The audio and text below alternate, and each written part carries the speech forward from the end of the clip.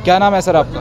मोहम्मद शादान। अच्छा, क्या लग रहा है आपकी बार आप? इस बार हमारा मानना, बल्कि मानना नहीं है, हकीकत है कि लोकसभा चुनाव में अगर रीजनल पार्टीज गठबंधन करेगी तो ही सरकार को बदला जा सकता है, वरना बीजेपी की ताकत इतनी है कि उसको नकारा नहीं जा सकता। बीजेपी फुल ताकत के साथ इस देश में बहुमत बनाए हुए है, इसलिए तमाम रीजनल पार्टी अगर एक साथ आएगी, ये एक सच्चाई है, तो ही इस पार्टी को सत्ता से निकाला जा सकता है, वरना कोई ताकत नहीं निकाल सकती।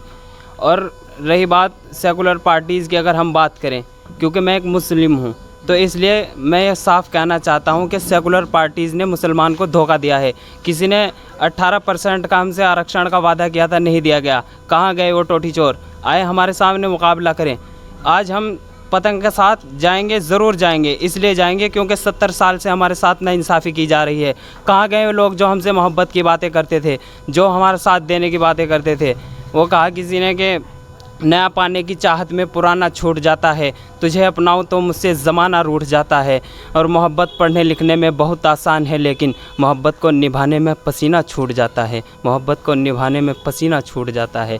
मैं इन लोगों से पूछना चाहता हूं, जब हमारे साथ, जब हमको जय श्री राम के नाम पे चौराहों पे मारा जाता है, तो क्यों नहीं ये लोग हमारे साथ आकर खड़े हो जाते, जो हमसे वादे कसीदे करते हैं कि हम तुम्हारे साथ हैं। चलो राहुल गांधी, मैं तुम्हें वोट दूंगा, आओ मेरे साथ, मेरे हक़ की बात कीजिए, मेरे साथ इंसाफ कीजिए। जब मुझे जय श्री राम के नारों पर देकर मारा जाता है, तो मेरे साथ आकर खड़े हो जाइए और कहिए कि 130 करोड़ देश के वासियों से कि हम इनके साथ हैं। लेकिन नहीं, आप सिर्फ वादे करते हैं। ऐसा कब तक चलेगा? ऐसा नहीं चलने वाला। हम आपके साथ बिल्कुल नहीं जाएंगे। ये आपको हमने बार बार आजमाया है कि आप सिर्फ धोखा देते हैं मुसलमानों को। इससे आपको बाज आना पड़ेगा। कब तक चलेगा ये?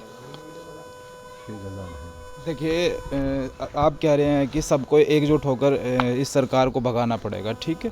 अब सरकार मजबूत है तभी तो अब की बार दोबारा से फिर सरकार यही आएगी। ये बिल्कुल हकीकत है। अब उन्होंने जो भारत जोड़ो यात्रा अब लेकर निकले थे, उसका नतीजा उन्होंने देख लिया गुजरात में जो आया।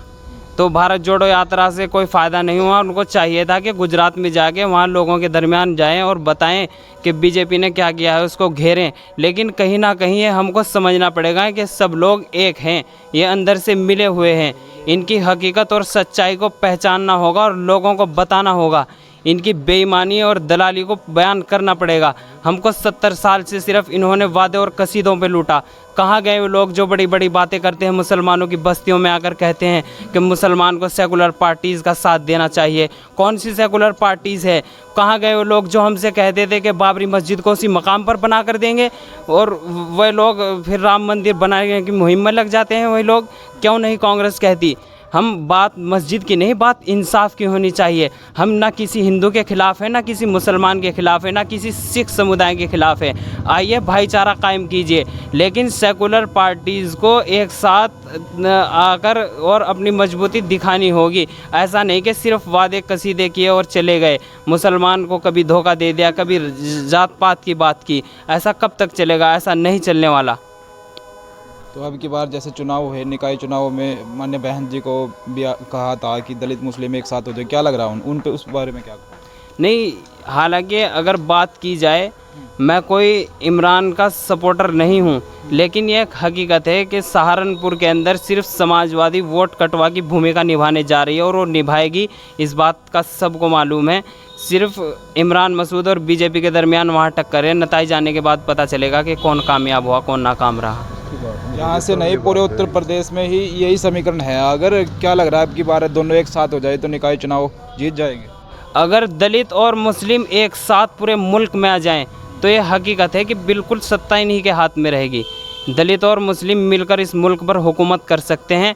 और जितने भी दानिश्वर और इंसाफ पसंद लोग हैं, वो भी यही कहते हैं कि दलित और मुस्लिम एक कटघरे में आकर खड़े हो जाए तो इस मुल्क में इस हुकूमत से मुकाबला किया जा सकता है, वरना किसी तरह कोई बात और मुमकिन नहीं है।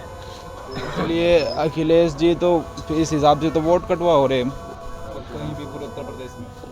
अगर विधानसभा चुनाव की बात करें, जो कि साबिका विधानसभा गुजरे हैं, उसमें एक लहर थी जिसमें लग रहा था कि समाजवादी बहुमत से सरकार बना रही है। हमारी बस्तियों और मोहल्लों में चीख चीख कर कह रहे थे कि समाजवादी की सरकार आ रही है।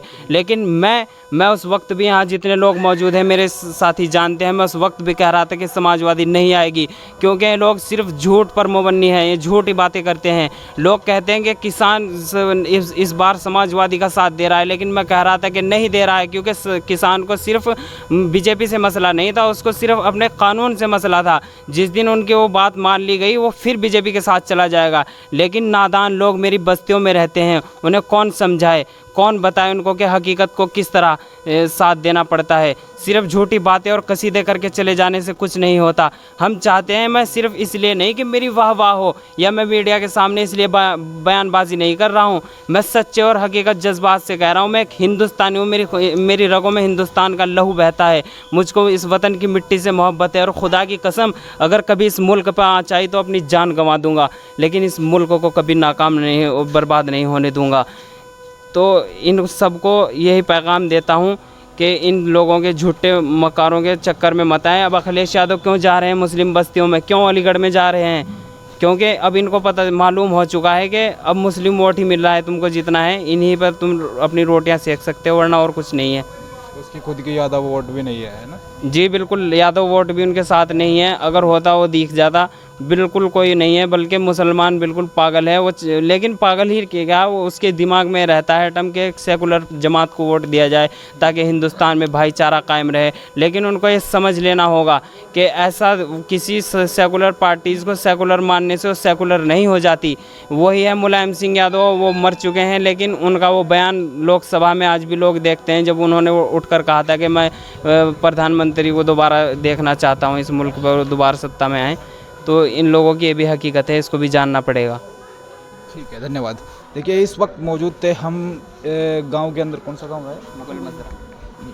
इस वक्त मौजूद थे हम गांव मुगल माजरा के अंदर। देखिए, अगर आप हमारे इस वीडियो को यूट्यूब पर देख रहे हैं तो हमारी वीडियो को शेयर करें, सब्सक्राइब करें, चैनल को लाइक करें। अगर फेसबुक पेज पर देख रहे हैं तो हमारे फेसबुक पेज को फॉलो करें। आप देख रहे हैं राहुल कुमार के साथ। धन्यवाद।